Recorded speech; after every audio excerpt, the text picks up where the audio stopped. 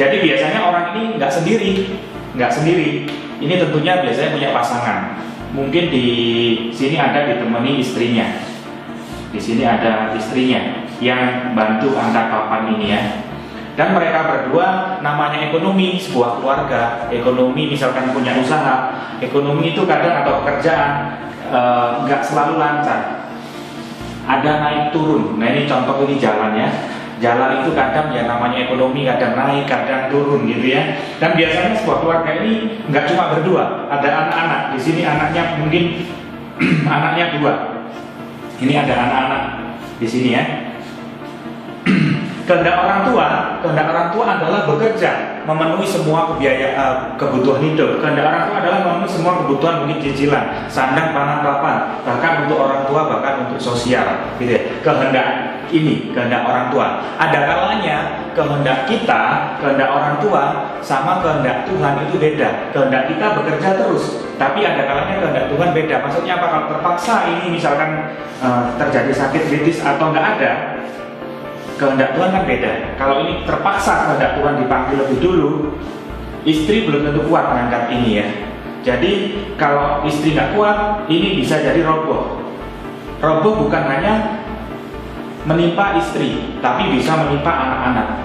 Nah, ya di financial planning, di konsep perencanaan keuangan, kita bisa hitungkan yang kita jual adalah, yang kita tawarkan adalah, ini adalah sebuah pilar di sini ya.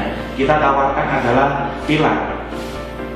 Nah, pilar ini kita bisa bantu hitungkan. Pilar ini berapa? Pilar itu apa? Pilar itu adalah nilai ekonomis tadi ya.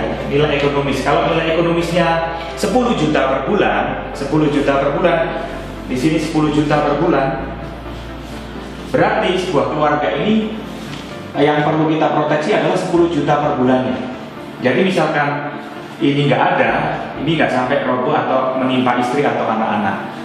Dengan memperhatikan hal berikut, sebenarnya kalau kita punya calon nasabah atau nasabah, kalau misalkan punya penghasilan sebesar ini, penghasilannya sebesar ini misalkan ya, buat kebutuhan rumah ya bisa, buat sosial ya bisa, buat perputaran bisnis ya bisa, buat jalan-jalan ya bisa, mungkin bisa disisihkan di sini sebagian kecil aja, mungkin bisa 20 sampai 25% dari penghasilan, sehingga waktu terpaksa ini nggak ada misalkan ya, nilai ekonomis keluarga tidak turun. Jadi misalkan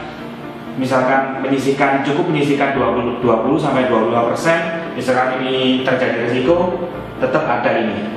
Jadi dengan menyisihkan mungkin 20 sampai 25% dari penghasilan, misalkan terjadi risiko, nilai ekonomis keluarga ini tetap terjaga. Nah, semoga hal-hal ini dasarnya kenapa harus punya asuransi berdasarkan nilai ekonomis, semoga bermanfaat buat teman-teman, buat sahabat yang luar biasa, dan salam sukses luar biasa.